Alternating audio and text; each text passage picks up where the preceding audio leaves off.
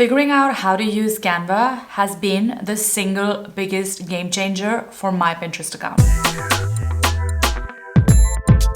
Hey guys, what's up? Welcome back to my YouTube channel. If you're new here, I'm Shruti and I'm the founder of Digital Empires, where I teach creative entrepreneurs and bloggers like you how to grow and monetize your audience and income online.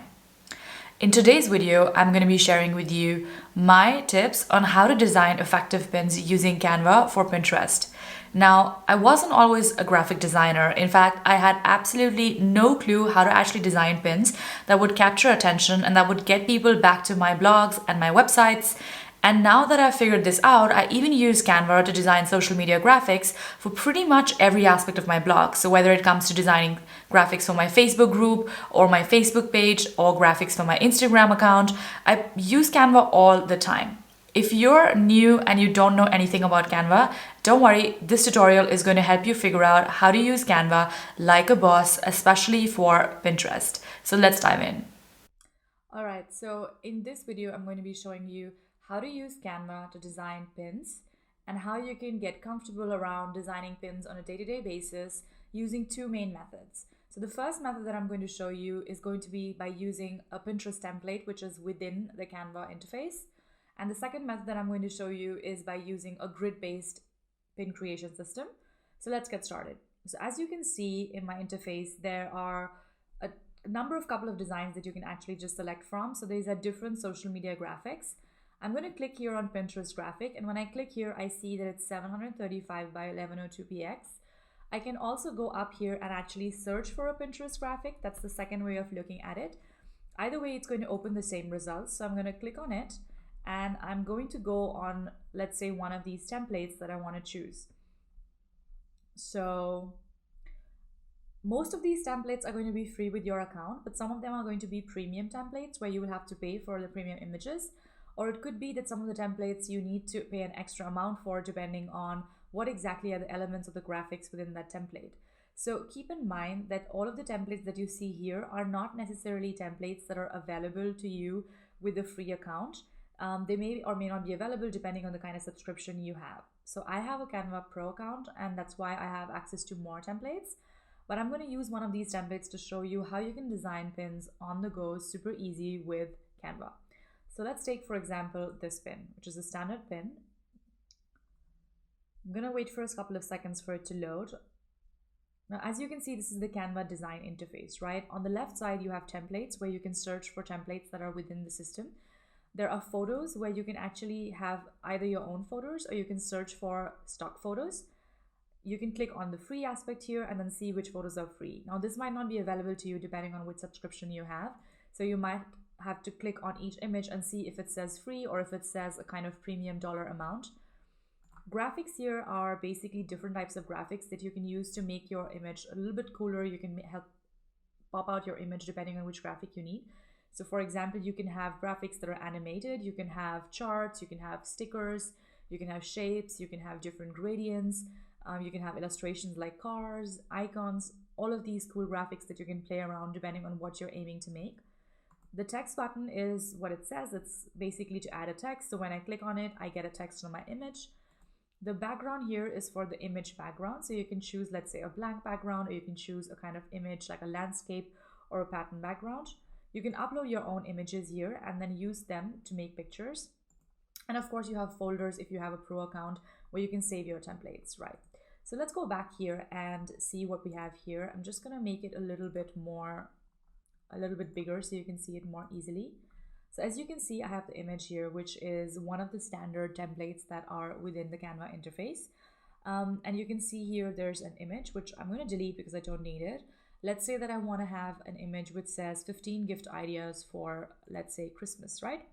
So when I click here, I can see that all of these different elements are selected, right? So this is a different box. This is a text box. This is a text box within the entire grid. And then this is another grid.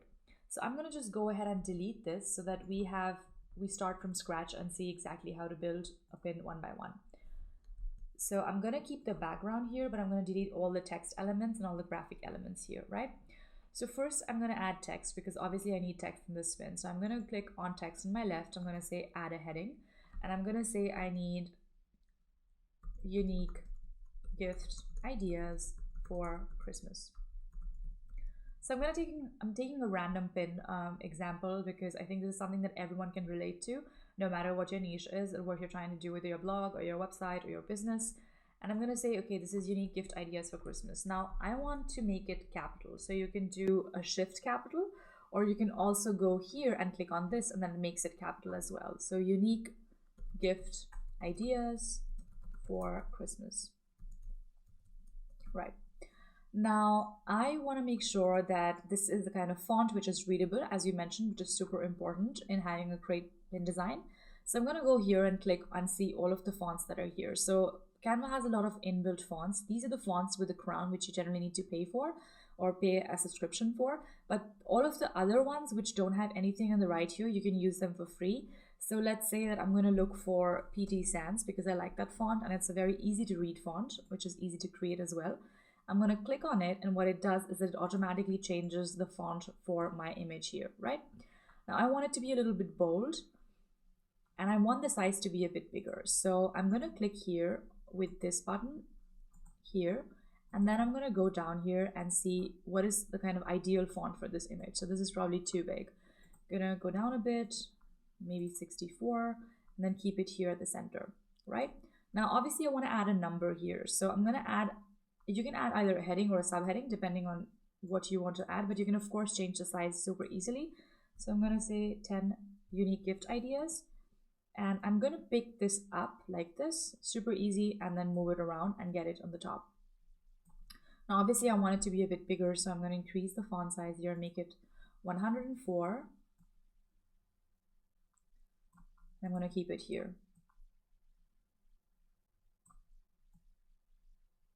Right. Now again, this is the font that I don't like and I want to maybe have a different font. So I'm going to look for something different and unique and add that as one of my font ideas, just to make sure that it pops out a little bit and it's not the exact same as my text title. And I'm going to keep a different color. So maybe you can choose from any of these colors. Now, brand colors are something that you only get with a Canva Pro account, but what you will normally see is the default color plate here. And you can of course add another color palette. So you can go and select which colors you want to have. But on this particular frame, let's say that I want to have a red palette here and I keep it as 10 unique gift ideas for Christmas, right? And the next thing I want to do is that I want to change the background image because I don't really like it. So I'm going to go in photos and I'm going to go here and search for Christmas. So what this does is that it's going to give me a couple of different images for Christmas. I'm going to click on free and see which ones are free. If you don't have that option, you can just sort of hover over the image slightly and you'll be able to see if it's free or not. So I'm going to gently hold it and put it back of the image, and that basically puts it at the back. But I don't think that's a really good image because it's a bit blurry, so it doesn't really look great. So I'm going to maybe put one of these or something which is a little bit more bright and pretty.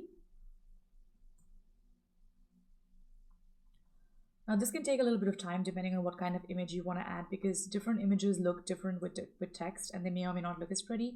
So I kind of like this image, but now as you see, my image is a bit on the top. When I press double select, what it does is that it gives me the entire image canvas, which I can move around, right? So I'll show you once again what I did. I double clicked here on the image, and that basically lets me move around and see which sort of frame fits best. Depending on how wide and how tall the image is, you may or may not be able to move it up and down, but you can definitely move it left and right because it's more broad than it is narrow, than it is wide. So now I'm going to move this a little bit down because obviously it's kind of overthrowing my image. And I'm going to see if this is the ideal font size for the image. So I'm going to make it back to fit and see how this pin looks like. Now, I feel like the pin looks a bit blank because there's nothing here at the bottom. So I'm going to maybe increase the size a bit, make it 10. Unique gift ideas for Christmas, and maybe I can make it a bit bigger.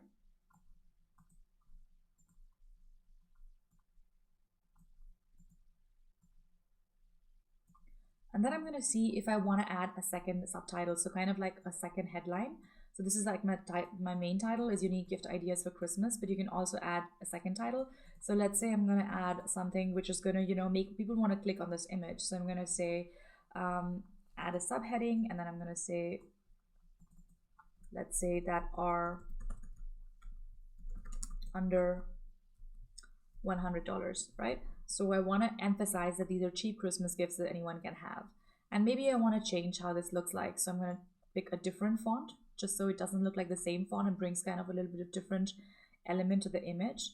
Or I can have, let's say, a dancing script font. So there are different types of fonts which are both curved or serif.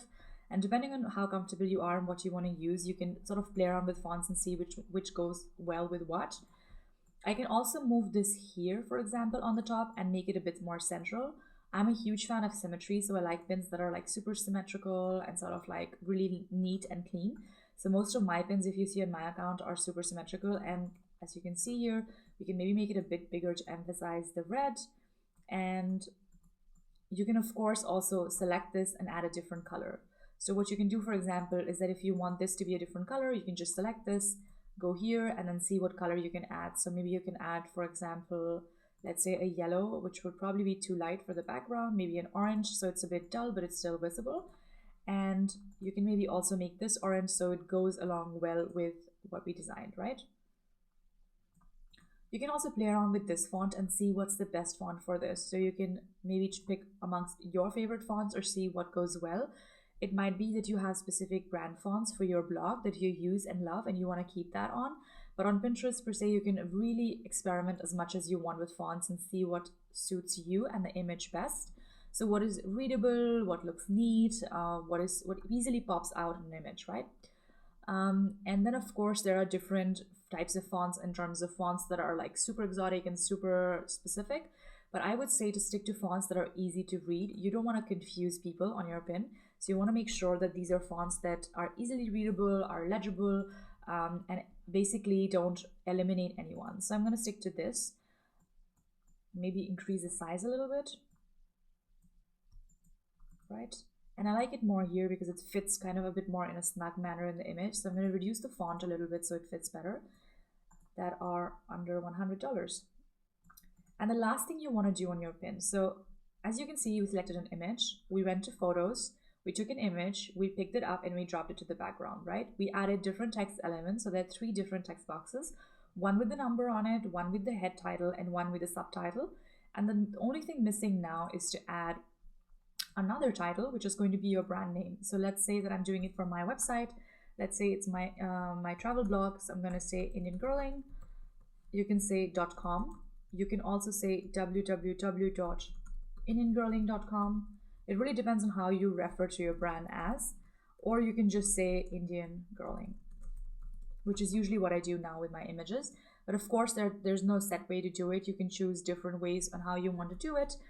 There's no right way to do it, but make sure that you add your branding because a lot of people tend to steal pins and redirect them to their accounts. So you want to make sure that your pins, if stolen, always have your brand name on them. So people know what was the original website that it came from, right? Again, you can play around with colors, see which color suits you better. Normally, I don't like to have more than 2 or 3 colors in terms of text on the pin because it confuses the person that is seeing the pin. So I would just put it here at the bottom, but of course there's no right place to put it. You can put it on the top, you can put it here. I try to keep it a little bit further away from my main text because I think if I have it here, it's a bit too distracting with the text. So you don't know what to read first. So you want to make sure that your design actually guides the reader to what is the most important thing on the pin and what they should be reading, right? So this is the first type of pin that you can create. Super easy, super simple. As you can see on the top here, you have different options. So you have the font option. We discussed the font size, the colors, bold, italics, the alignment option in which you can align the pin. So if you want to align it to the center or to the left, you can click here and that's what does the magic. This is for capitalizing or non-capitalizing. When I click on it, it becomes small letters. And when I click on this, it becomes big letters. I generally like to have my subtitle in a small capital thing because it's not something I want a lot of focus on. It's just that small added extra element that I want in my image. And I generally have my main title in all caps because it's easier to read. If for some reason you have bullet points in your pin, feel free to add them in a list. You can also duplicate this pin or this element. So for example, when I click on this entire pin and so not on my entire pin, but on here, and I duplicate this, then it duplicates another text box for me to use. But I'm going to remove that because I don't need it. And the other thing that you can also do is that if once you've created this design and you want to use the design once more for a different type of pin, you can just click here on copy page and this will duplicate the pin for you, right? So you would have 2 pins here. So I'm going to delete this now because we only just need this one pin, right? And of course, you can figure out which elements to position where. You can move them around, top, left, right. I generally tend to pick them up personally and move them around. But if you're not that comfortable with moving elements around, feel free to use this. This is again for copy style. This again is an interesting element which I tend to use a lot depending on how my pin background is. So transparency is basically how transparent your image is. So as you can see, if I click here and then I click on transparency, I can reduce this transparency to make it a bit more blurry to the point where it's completely white. There could be pins which are super bright and you don't want them to sort of, have this contrasting feature with your text. So what you can do is you can actually just move the scale and see how transparent you want it to be. So maybe I don't want, for example, the bright red balls to be that bright. So I'm just gonna go here and see what is the right fit for my transparency and probably stick around 75, right? And once you're ready, you can go down here on download. You have to select PNG, which is the high quality image, because you want to make sure that it's glossy and nice and high resolution. You can pick a smaller file size image for your blog if that is something that is a challenge for you in terms of your website speed, or just to make it smaller in terms of the space that it holds. You don't really need a PDF unless you plan to print this image. And so basically I would click here and then I would click download, and that's what would make me the download, right? You can also compress the file if you need, but I don't think you need that, especially not for Pinterest. I would download the image here and then save it somewhere on my website, which would then save my design, and then I can use that design to upload on Pinterest, right? So this is the first method of designing a pin, in which you use an existing template and you sort of play around with it, right? Let's do the second method of it. So I'm going to delete this entire image so we can start afresh with the second method. Now the second method is the grid method, which is basically, it gives you more freedom in terms of how you want to design your pin. And it gives you more sort of bandwidth in exactly which element goes where. So depending on how creative you're feeling and what would be your signature style of your pins, you can use the grid method. It takes a bit longer, of course, to design with grids, because first you have to go on graphics, you have to find the perfect grid for you, and then you have to see exactly what you have in mind. So this is something that is definitely a more advanced technique, which I wouldn't recommend to you to use at the beginning. At the beginning, just you can get comfortable with the existing Pinterest templates. You can use the bonus templates that you get with this course, or you can create your own templates using the free Canva templates that you have, and sort of work around with fonts, colors, and different sizes, and just get a feel for it and see how it looks. But of course, once you're ready to graduate from that and you want to have, let's say, a bit more unique pins, or you want to have your own design pins, then what you can do is that you can go on this grid, you can search for grid, or you can also look, for example, in your graphics. When you scroll down or up here, you should be able to find grids here. And these are basically grids which separate your pin image into different sections. So when I do this, it's basically 3 different sections. So I can have one image here, one text here, one image here. Or I can create different types of pins. Let's say I want to have a collage pin. I want to have 4 different things that I want to show, right? So let's say that we want to create a pin which is for 4 different images that you want to show, right? So let's go here. I think I saw the 4 pin here somewhere. Yep, here. So what this does is that it basically gives you a grid to start with. And what you can do here is that you can go and select grid by grid and then select a background. So let's say I want the grid to be light gray, right? Of course, we can move it around and change it depending on what we want. And then you can move around the grid and make it short or big. I'm going to delete the grid that we selected before. So this is basically our grid right now, right? And let's say that we want to have the same image, which is 10 unique Christmas gift ideas, but in place of, let's say, just one image, we actually have 4 images. So let's say we look for Christmas gifts and we design this pin with 4 different images, right? So this is going to be a little bit harder because you have to make 4 images work together. Again, as I said, pick the image here, drop it on top of this image, and it will automatically go to the back. You can also use this position to see if you want to change the pin, but normally it's really easy to do it just like this. You can again move it up left and right by double clicking on it. Again, super simple. And let's say we want to have this here. Let's say we want to have this here and one final image. So the trick to using these kind of different image options is that all of these images should have a coherent feel and look. And that's why I would not recommend you to use them if you don't have a good sort of color sense, because you definitely need all the images to go along well together. They need to be sort of color balanced and go really well with each other. And that can take a while because you have to really look through, look for the right images, see what goes with what and in which context, and then sort of, play around with it. So again, this is something that you don't necessarily need to do at the beginning, but can definitely bring out a different flavor on your images. So I think we are good here. We have 4 different images that we want to use. These kind of 2 look similar, so I'm going to look for a different one, which is slightly different. Yeah, maybe this, and then change it a bit here so it's a bit less. It's probably too dark. So again, I find this process super fun because I like designing, especially now that I am somewhat good at it. I love doing it. But of course, depending on how much time you have and how time constrained you are, you might not want to spend a lot of time brainstorming it. But for me, Pinterest is a visual platform, and it's really, really important to have the right image sort of consistency and pattern on your pins, because if you don't have the right images, that just for me beats the point of using Pinterest. Or if you don't have the right pins, because for me, the very essence of Pinterest is having kick-ass pins and having amazing pins that basically make your brand pop out and that make people want to click. So in my experience and in my opinion, it's extremely important to design the right pins that really showcase what you're talking about and that really have a good, super high quality, consistent, professional feel. So now what we can do is, now that we have 4 images selected, let's just stick to it because we can spend all day looking at images. And then we're going to add the text buttons here, right? So now again, we're going to go on text here, add a heading, and we're going to say, let's say, unique, or I don't know, cheap Christmas gift ideas, right? And let's say that we don't pop out the 10, but we keep it normal and we just keep the whole thing in one text box. So we don't overcomplicate it by using 2 or 3 different types of text. We just use it like this and see how it looks and see if maybe we can capitalize it. Now, the problem that you face here that you will see when you're designing your pins is that it's too, it's not big enough, it's not bold enough to actually pop out against the background. So what you want to do here is that you want to add a background to this text, right? And this is what I'm going to show you. So what you will need to do here, because this is not an existing template, is you will have to layer these grids. So you're going to have to add another grid on top of this.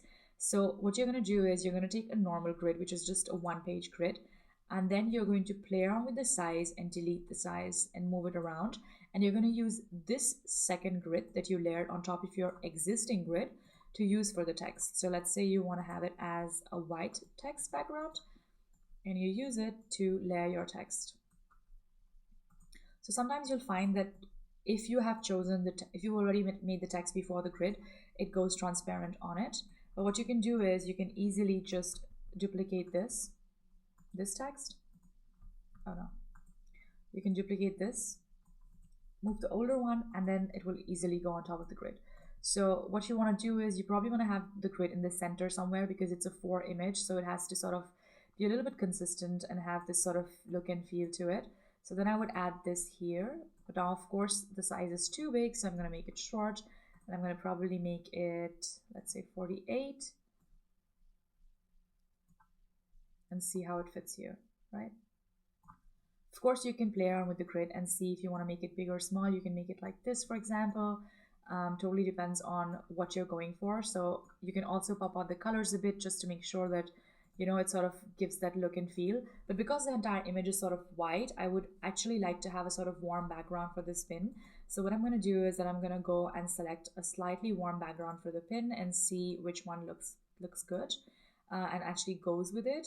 So maybe red, and then make gift ideas in white, because you want to make sure that if you have a dark background, your font is light, and vice versa.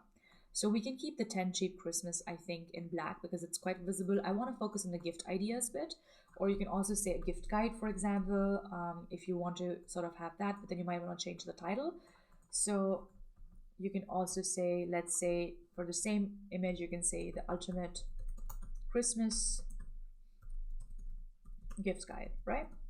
And it totally depends on how you play with the colors. I like to have some kind of contrast with the colors, so I would ideally make this a little bit smaller firstly so that it fits my box.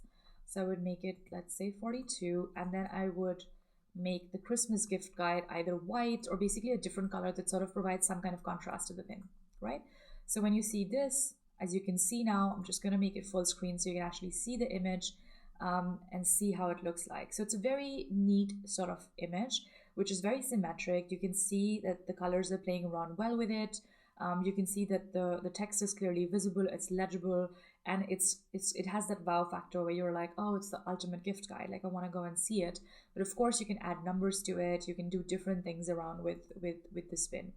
So this is the grid method of creating pins, which I personally use because I'm really comfortable with designing pins on Canva, and I like kind of having that, you know, customizability option available, but you don't necessarily have to do it. You can definitely go for the image that we created before and use one of those pins. So for example, the images that we used before is going to be saved in my, so the good thing about Canva is it usually saves the last design that you made. If you have a pro account, you can also save it as a template, but if you don't have that, that's okay. You can just use your pins as they are. So I'm going to click on the other pin that we designed and see what that looks like on a full screen to sort of, oh, so I think I designed over it, so it's overwritten. But you remember the pin that I designed and you know exactly it was one of these pins which we designed. Of course, you can also use Canva to design lots of different things for your blog. So another thing that I do is that I tend to resize this pin in a different dimension so that I can make sure that I can use it also as a blog graphic. So I would generally go here and I would just design it as a blog graphic. And what it does is that it would basically make this pin into a blog graphic so I can use that as my featured image. And that's something that would show here, or you can also resize it as a Facebook post, for example, if you want to share it on Facebook as a social media post, you can do that. So you can see it here, and then you can probably move around the elements of it and make sure it fits the sizes. But again, resizing is something that is only available to you as a pro user. It's not available on the free account. But as you can see, these are two different super easy ways to create Pinterest pins on the go every day on a daily basis. But my advice to you is to actually create a couple of templates that you use and make sure you're comfortable with using these templates and sort of duplicate them and create pins super fast, quick and easy, because you don't want to spend hours and hours in creating pins. You want to spend time on optimizing that pin when you upload it to Pinterest, which is something we discuss in a lot of detail later on. But this is the core of it. So the core design, definitely the magic of this design needs to happen on Canva. And the sooner you get it right, the sooner you're going to be able to create amazing looking pins that look professionally designed and that bring you a lot of traffic and volume in terms of sales, in terms of leads, and in terms of more income. So I hope you found this video useful. If you liked the video, give me a thumbs up and subscribe to my channel for more such videos. I'll see you in the next one.